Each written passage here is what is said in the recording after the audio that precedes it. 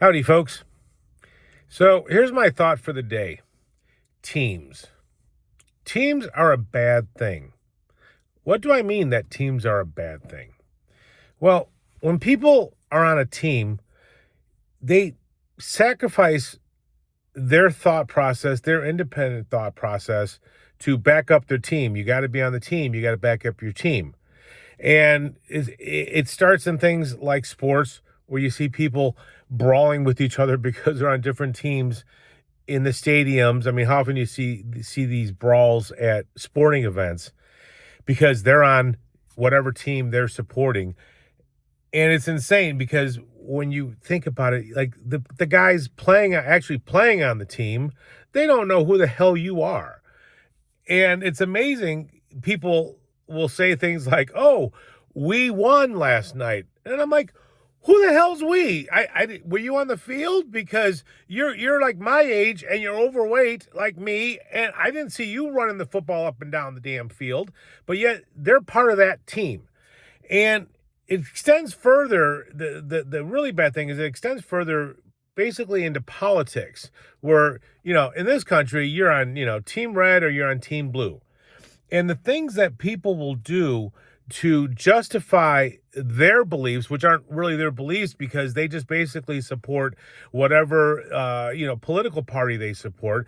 They do all these mental gymnastics to somehow support every position that their team supports, and that's not feasibly possible for any individual to support everything and every policy that any political party, for example, supports, because that's just taking away you're basically using a crutch. You're putting your brain on a shelf and saying my beliefs are now whatever the team is supporting at the moment, which can change all the time and does change all the time.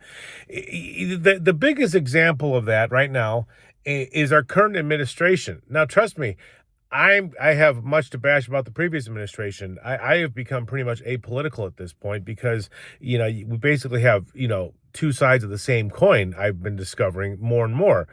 But our current administration, Trump is literally doing the very opposite of what he campaigned on. He campaigned on releasing the Epstein files because we don't like pedos, right?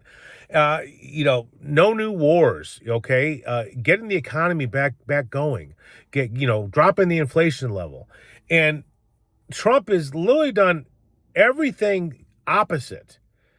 And yet, I see people doing these mental gymnastics to somehow justify how all of a sudden they're in support of the very opposite things that they voted for.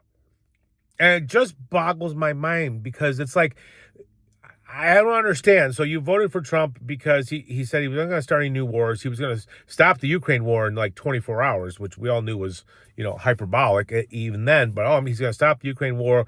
No new, forever wars. Going to drop the inflation, get the economy going again. One of the few things he's done that he said he was going to do was shut down the border. Okay, but most of the things that Trump said he was going to do when he campaigned, he's literally doing the exact opposite of. Yet, and now Trump apparently has lost huge amounts of support. Okay, but there are still. I saw a poll the other day. I forget who it was from. That he's still got like a 38% approval rating, and I'm like, I don't understand. The people that will just stick with whatever Trump's doing.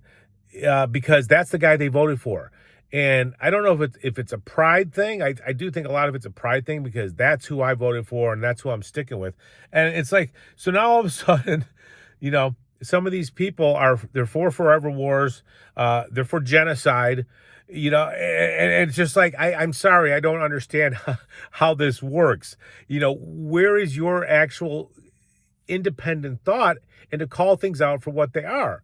But because people become so tribal, and that's basically what teams are. It's just very tribalistic. That's my tribe, and whatever my tribe does, that's what I'm going to do.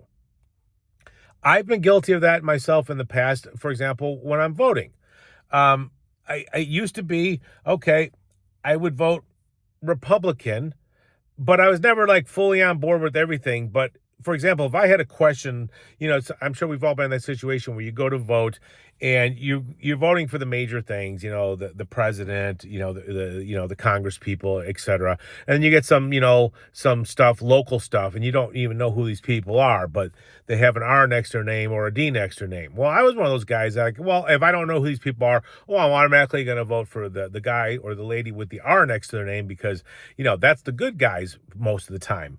And it's just like you can't just vote or support someone because they're on your team or that's the team that you voted for. You need to have critical thinking skills. You need to be able to call people out, no matter if they're from your party or a different party, because you just need to be able to call this out. This is why I think it's something like 20 or 25% of Americans are registered independent. That's how I am right now. I'm a registered independent because I've given up on both political parties, quite frankly. But that's why when it comes to elections, they're always they're always courting the independent voters the most. And why is that? Because they know that, let's say, however much it is, the 40% Republicans in the country and 40% Democrats in the country, they don't need to really do much to keep their vote because they know that they're just going to blindly vote for them, whatever the thing is, no matter what. And they know that the ones that they have to win over are the independent voters. That's why, for example, both parties, when there's elections, during the election cycles, this is just every time, they always tend to go more towards the center, more towards the middle, because that's where independents are. Independents try to use critical thinking and say, well, I believe I'm socially liberal, but I'm financially, conservative or whatever it is. So they have to court those independent voters. And that's why these parties, they play the same damn game every election. They all of a sudden you got people that are very liberal and people that are very right wing. All of a sudden they all talk more central because they know that's the people they have to appeal to. And then, of course, if and when they get elected, they just go back to their original positions that they've been spouting for 20 years before that. But for somehow people will forget that for 20 years, you espouse this very right wing or this very liberal agenda. But then during the election cycle, all of a sudden you're like a centrist, and people are it just boggles my mind because people just won't think for themselves. It's like they hand over the process of thinking to whatever team they're on. And that's why we have such a mess in this country, because these political parties know that they can just bullshit 80% of Americans, and they're still going to vote the way that they always vote, no matter what. And that's why we have a political system that doesn't work, that doesn't represent us. These political elites basically hate the average American. Okay, and they just use it to get into office. And then once they get into office, they don't give a damn. They just do what they're going to do. And it's like, people need to wake up to that and realize you need to not only call out the opposition party, whatever party you think you belong to, you need to call out your own people. And I do see a lot of people, conservatives, calling out Trump, which is encouraging. But there's still a lot of people that I see that are just doing, and I know people that, in my personal life, that just do mental gymnastics to continue to support the guy they voted for, even though he's doing the exact opposite of what he said he was going to do. And it just boggles my mind. So my thought of the day, folks, is don't be on a team. Be team you. You need to just use your thought process. My father always taught me one thing, and it stuck with me.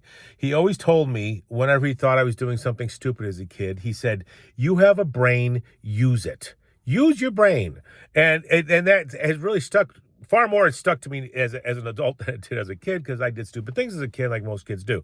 But that really stuck to me. And I'll even have people going into speaking of teams, you'll get religious teams. Okay, I'm Catholic, or I'm Jewish, or whatever, or I'm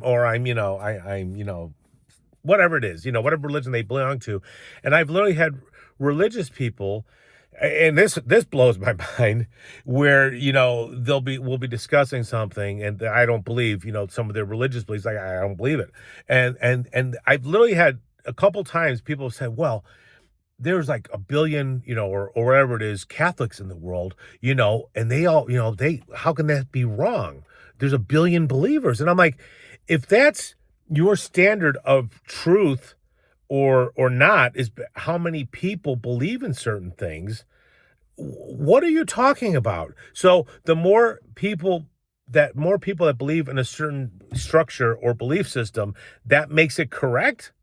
It's like it's like, dude, I don't care if 95% of the world believes that the moon is made out of cheese. I don't believe the moon's made out of cheese, and I don't have a problem being in the 3 or 4 or 5% of these crazy people that don't believe that the moon is made out of cheese. But people have such a need to belong to a team, to have acceptance into a group. And it hurts societies. It's like, no, you need to have your own thought, and not that my thought or your thought is necessarily right, but you need to base your beliefs on what you think mentally. Like, okay, this doesn't make sense to me. Maybe I'm wrong, but I'm not going to all of a sudden say I believe in something because there's all these other people that believe in something, so it must be correct, right? It's like, no, that doesn't make it correct. The world is full of idiots, so you can have shitloads of idiots that believe this. That doesn't make me believe it.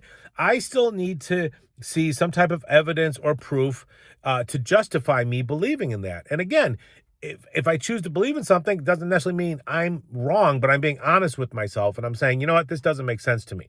And I'm willing to stand outside of a group and say, you know what, I'm sorry, this doesn't make sense to me. Maybe one day I'll see the light. Maybe one day I never will. I never believe in it.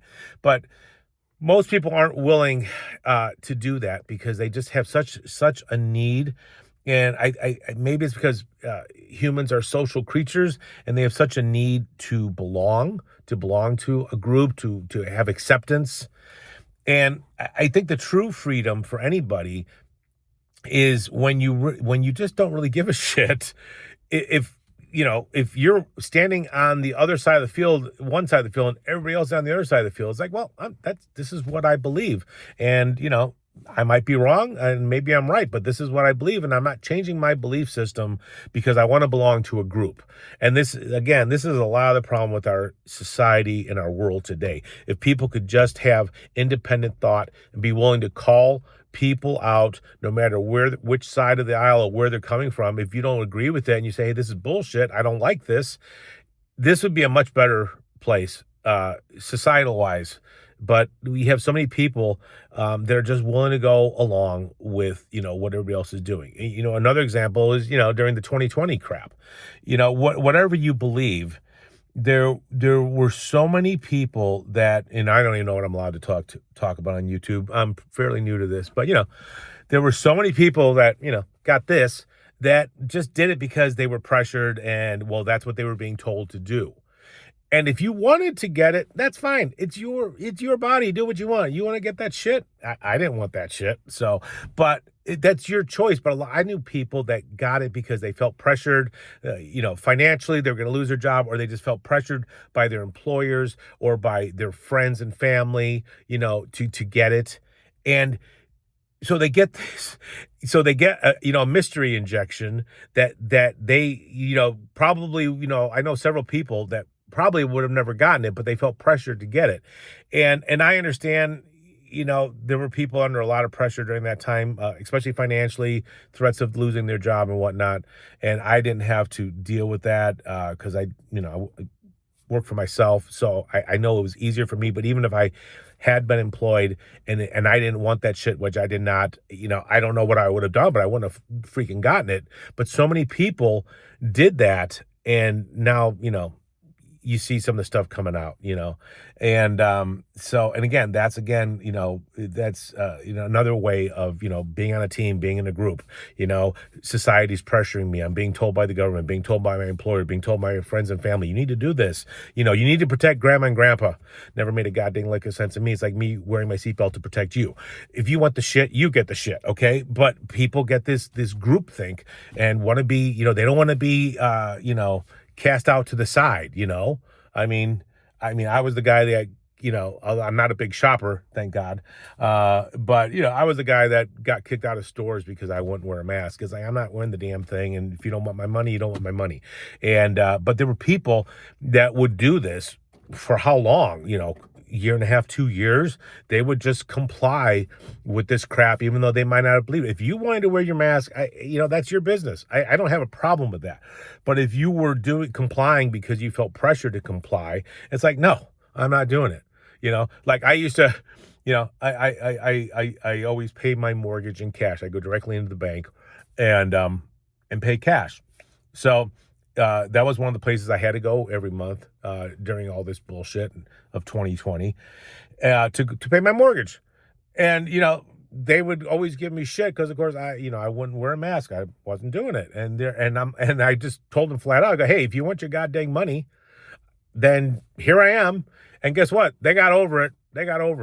And again, my point on that issue isn't to say, my point is, if you don't believe in something, then don't do it. Don't comply because you feel pressured to be part of that group.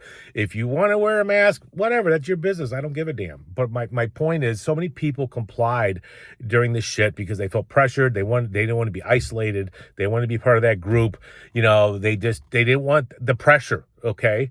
And then that's another video in itself, but the health consequences for so many people of that have been devastating as a result.